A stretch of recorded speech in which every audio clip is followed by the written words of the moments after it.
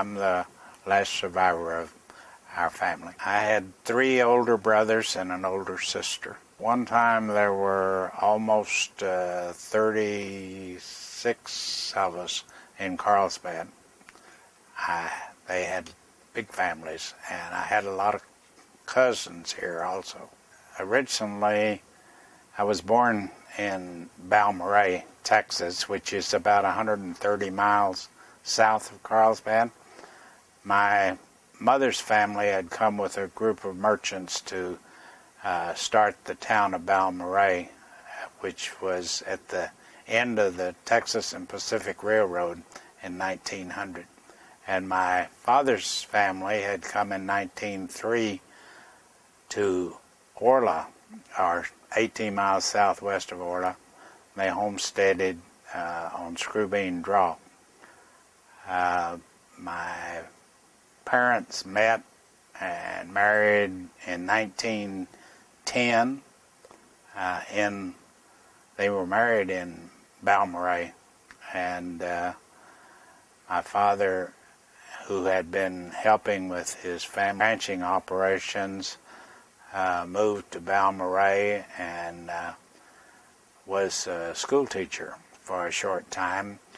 When he graduated from high school in Kaufman, Texas, if you took an examination and passed it, you were given a teacher's certificate, and his mother insisted that all of the children take the exam and get a teacher's certificate. So his older brother and his older sister and my father, as they graduated from high school, they took the exam and got a teacher's certificate. As an incentive, my grandmother told him that he could pick out any ring he wanted in the local jewelry store, and if he passed the exam, she'd buy it for him. And she did, and I have it, and it's a beautiful ring with a garnet set, real nice. My father's name was Henry Collison Hicks, and my mother's name was Eunice May Wilson Hicks. The Wilson family had come to Balmorhea, and the Hicks family to Screwbean Draw, southwest of Orla. My father's family, my grandfather was William Henry Hicks. His wife was Emma Etta Burnett Hicks.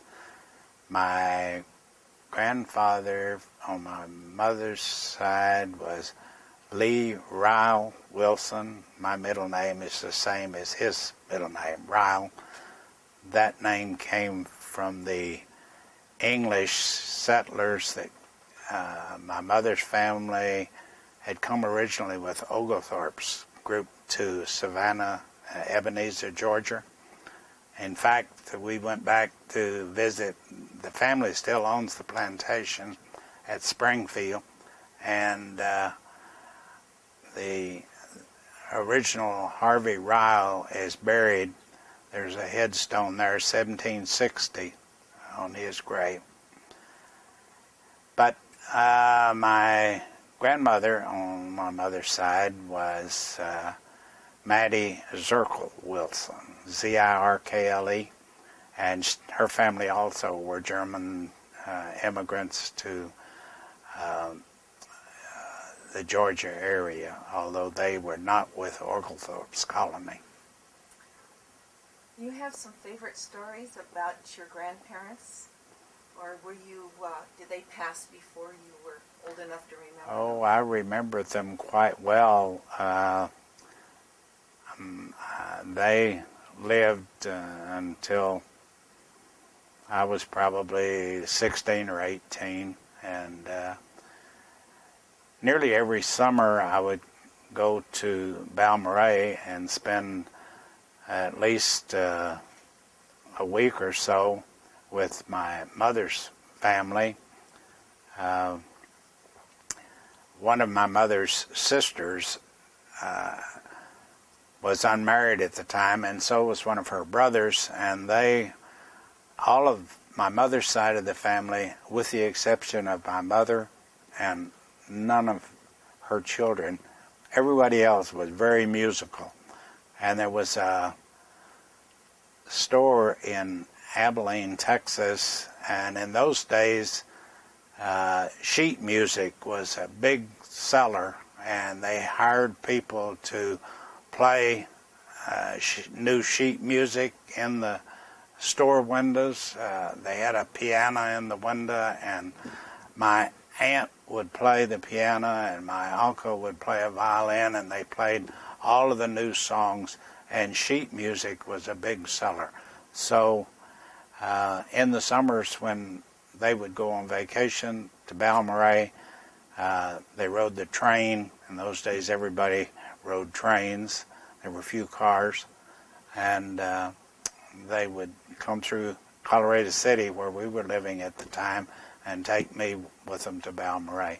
And I had real nice summer vacations in Balmorhea with my mother's family. We seldom went to the ranch. By the time, I guess, 1929, my grandmother, who was a dominant force in the family, she made all the decisions, and she decided that the ranch was too much for them to handle. None of the boys wanted the ranch, and so she decided to sell it.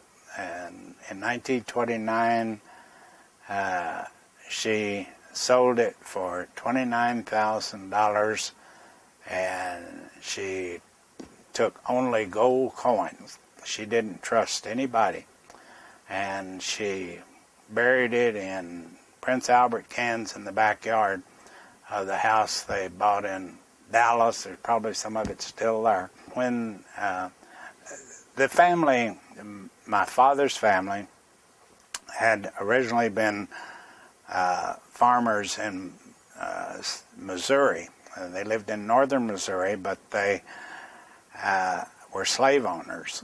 And during the Civil War, they were not very popular. And after the South lost, they were even less popular in the area. So my grandfather's father, James New Hicks, sold all the property up there. He was a bit of a character too. I have a copy of his will, and he gave this farm to this son, and this farm to this other son, and these blacks to this daughter, and these to this other one, and the home place to his wife, unless she remarried, in which case it went to the split between the other children. But when the family left Missouri, they came to Kaufman, Texas, and that's near Dallas, and that's where most of the family with their wives farmed, bought farms in the area. And my father's family had a very nice farm. It was very comfortable living, but my grandmother, the dominant one, decided there was free land in West Texas. All you had to do was go homestead, and there's a bit of that in all of us, I guess. My sister and my cousin were very much like my grandmother. If something is free, you better get some of it. So they decided to come look at some of the free land. They rode the train to Pecos, and at that time I am not sure that there was a railroad to Orla at the time, although it couldn't have been very long after that. But they either rode wagons from Pecos to the property, or they rode the train to Orla and then rode wagons.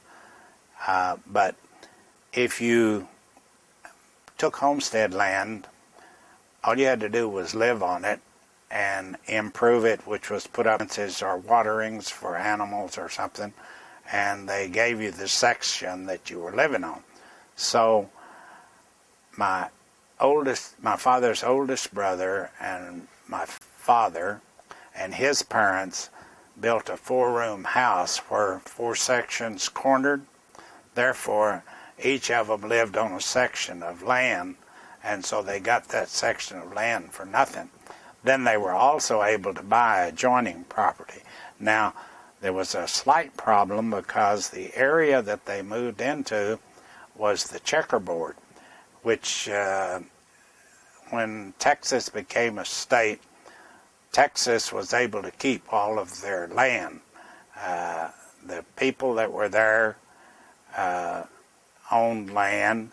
The rest of the land, the public domain, was kept by the state of Texas, whereas like in New Mexico and Arizona and so forth, the state kept part of the land and the federal government took the rest of it. But the checkerboard area, the land belonged to either the state or to the railroad, if the railroad had been given part of it. So this checkerboard area had sections. Every other section was available for homestead, and the other one belonged to the Texas school system, and you could buy it or lease it, but you had to pay the money to the state, and it went into the education form. But what my grandparents did, in order to get 4 sections, they bought other sections and in the Orla area, the land is very poor now. When my grandparents came there, there was the original ground cover, and there was lots of grass, and it was good grazing and so forth. But it became overgrazed and eroded, washed away. Very poor ranch country, but it was very heavily mineralized. Lots of gypsum, lots of oil and gas below the ground, and on top of the ground there was oil seeps everywhere, which were worthless. And also, the area near where the ranch house was had a sulfur outcropping where the ground was covered with yellow sulfur. And during the First World War, sulfur was in great demand. So, excuse me, my grandparents and my 2 older brothers set up a big kiln, and they did strip mining. They used mule teams and Fresnos, and they strip mined the sulfur and put it through this drying kiln. And in fact, I have pictures of some of it. I believe Jed has a copy of one of the photographs where they're drying sulfur in the kiln. But they made more money. Grandma said they made more money selling sulfur than they ever made raising cattle. Or, in fact, the ranching was so unpredictable that they finally quit trying to raise cattle, and they changed to raising horses. Horses can go a lot further for forage and water.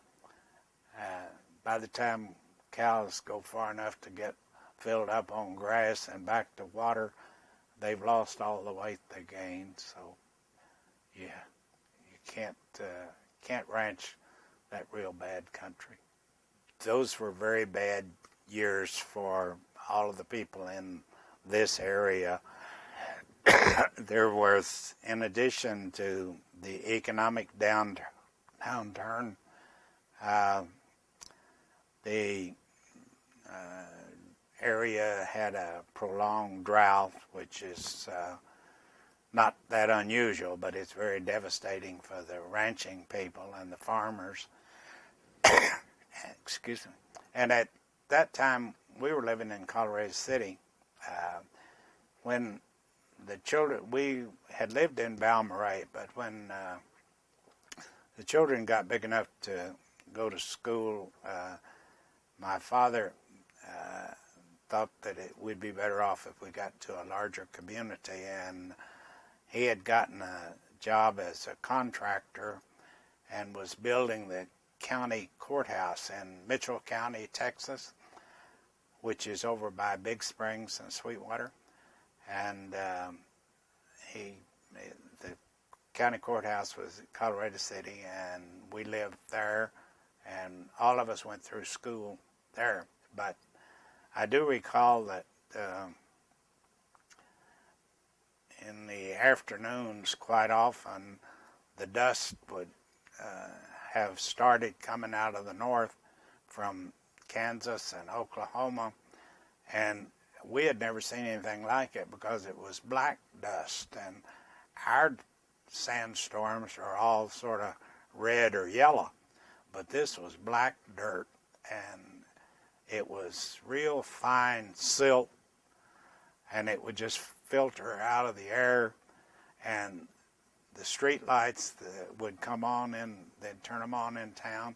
We had to use lights in the schoolrooms at school, and regardless of what you did, you had real fine silt, black dirt on you. It was really terrible. And this went on for, I guess, maybe 3 or 4 years, probably late 20s, early 30s.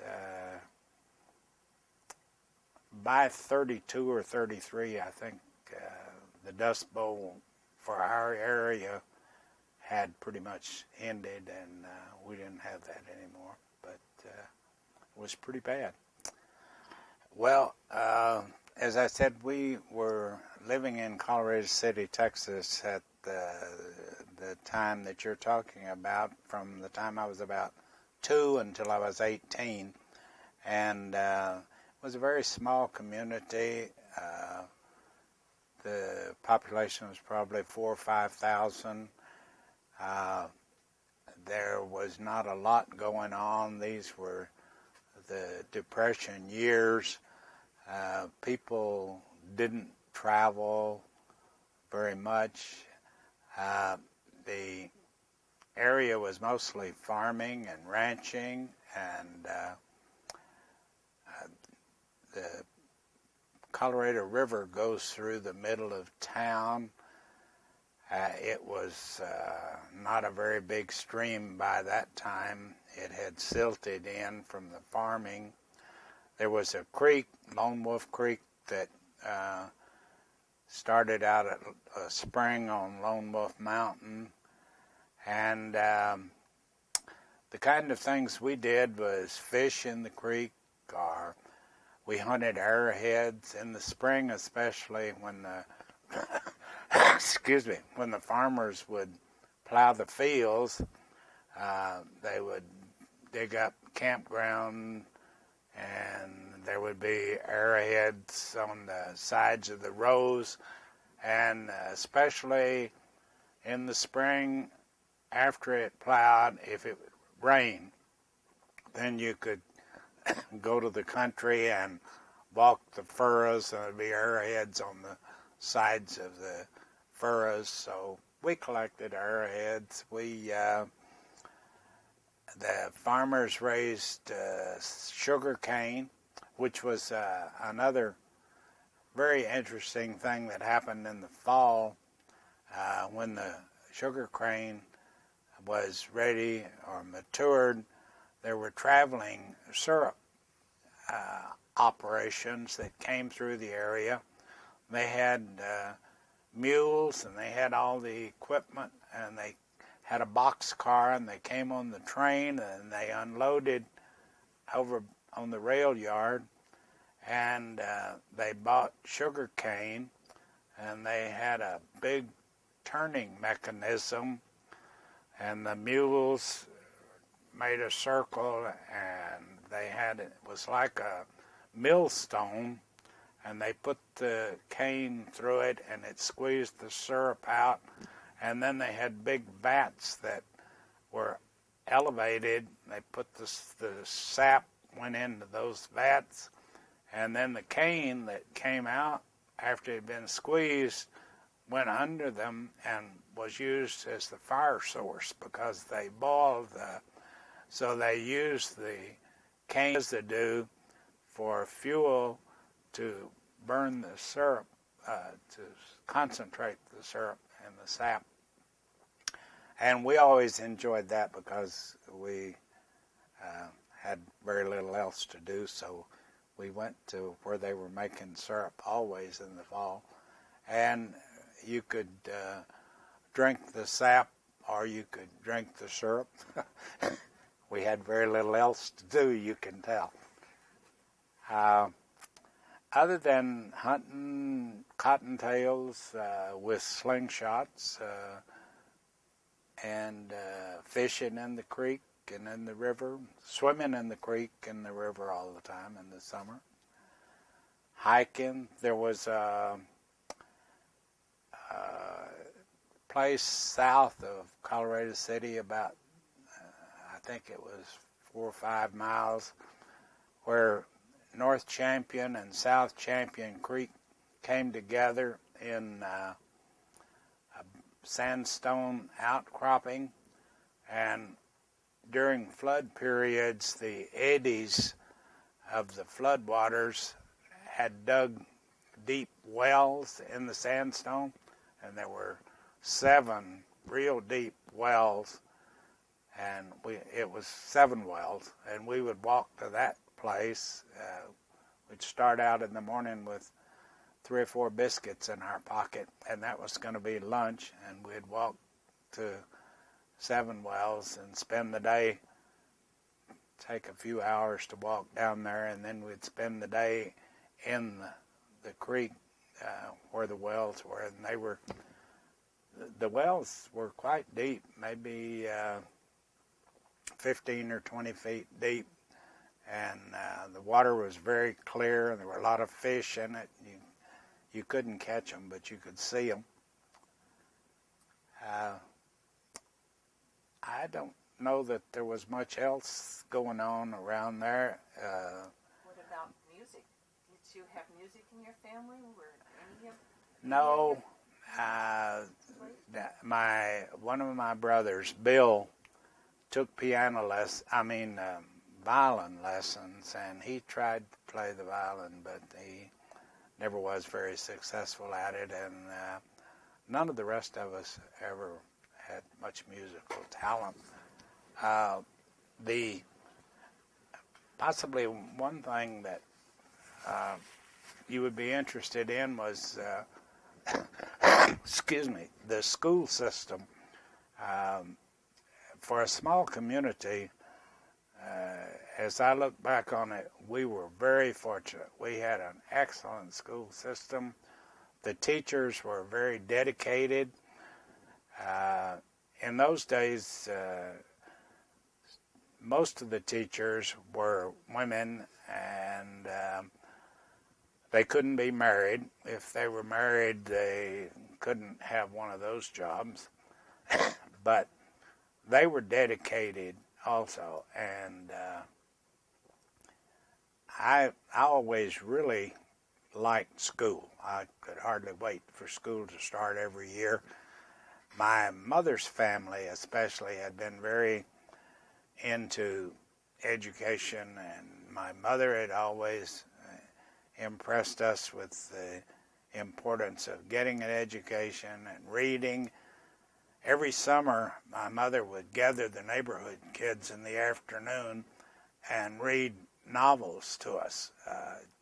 And there were probably 20 or 30 children in the area that would come over and sit on the porch, and Mother would read every afternoon for 2 or 3 hours. Harvey, would you mind telling us when you were born? When? Yeah. April the 20th, 1922. See, I remembered that. Or in a home? I'm sure it was in a home. Dr. Cortez was the delivering physician, and there wasn't a hospital within 50 miles, I don't think. Just repeat that question again and go into that again. Oh, Mr. Hicks, would you tell us Repeat. It's okay. We're going to cut it down. It's just Mr. Hicks, would you also tell us when you were born? April the 20th, 1922. And I was born in Balmorhea, Texas. You were born at home? Yes. I'm sure. I doubt if any of my siblings were born in the hospital.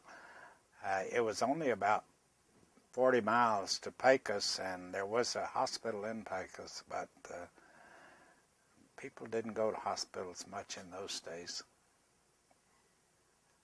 One of the things that I'd like to talk to you about was your how you met your wife. You lived in this small community.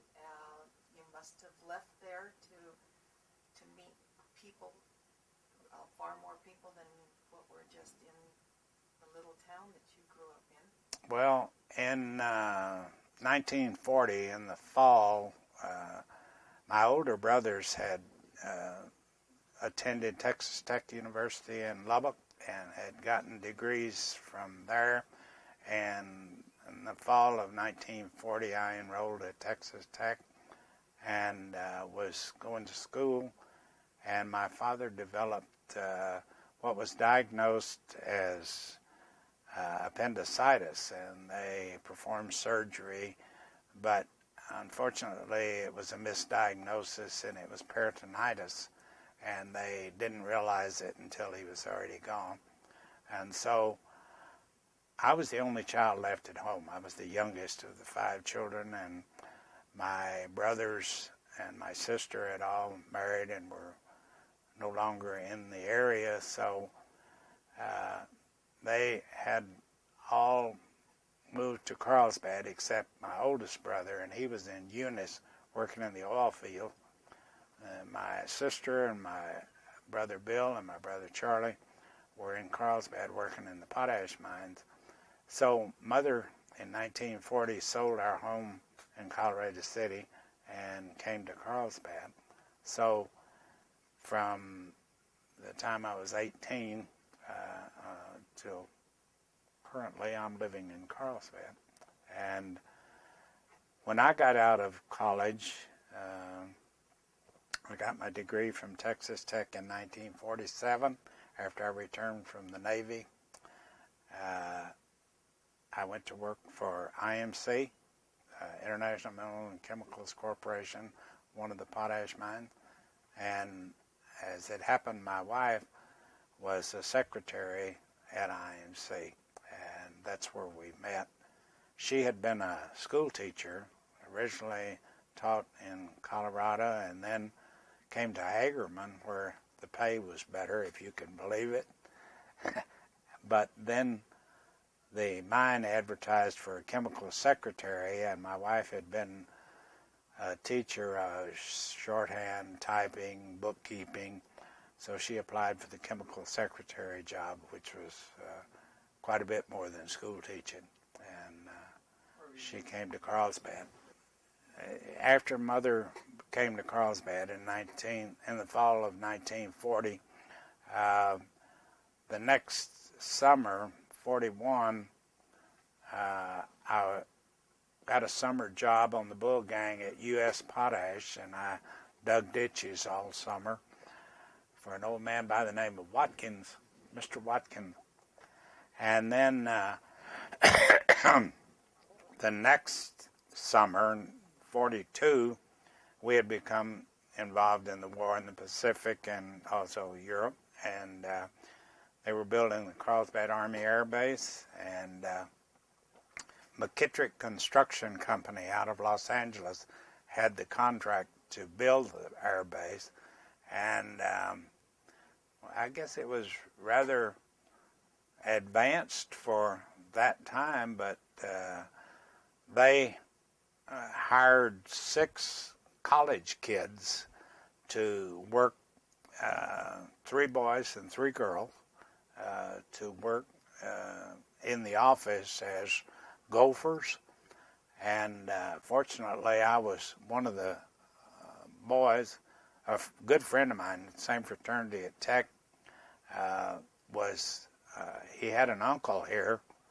His name was Elmer Jameson, and his uncle was pastor of the Methodist churches here, C.E. Jameson. But he had planned on spending the summer in Carlsbad, so he lived with my mother and I that summer, and we worked at the air base, and Jimmy Ogden was the other boy. And then they had two girls. One of them was Cynthia Knight, who was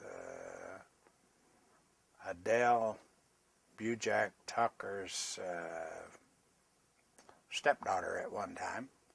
And Adele was the manager secretary at McKittrick Construction Company. And so she sort of looked after us. When the guys, of course, were always sending us for left-handed wrenches or something that there wasn't one of. And Adele was wonderful.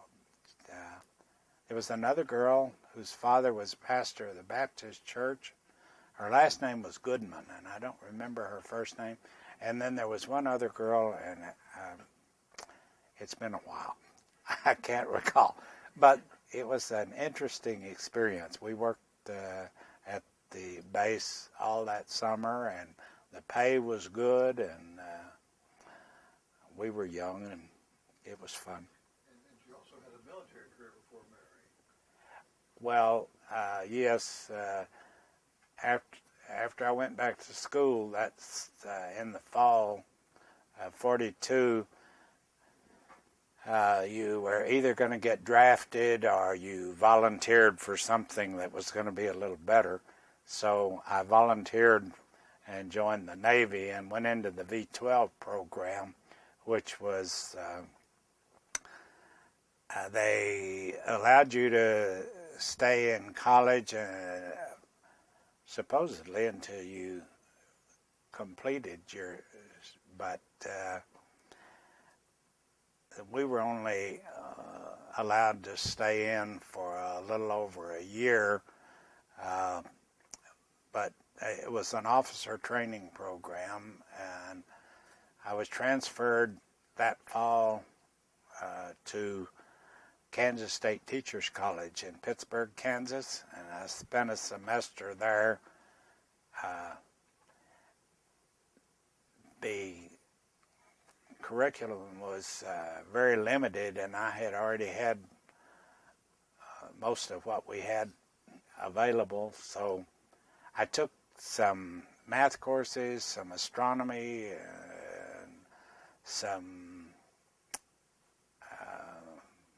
couple of other courses, but I was able to take some advanced Spanish courses.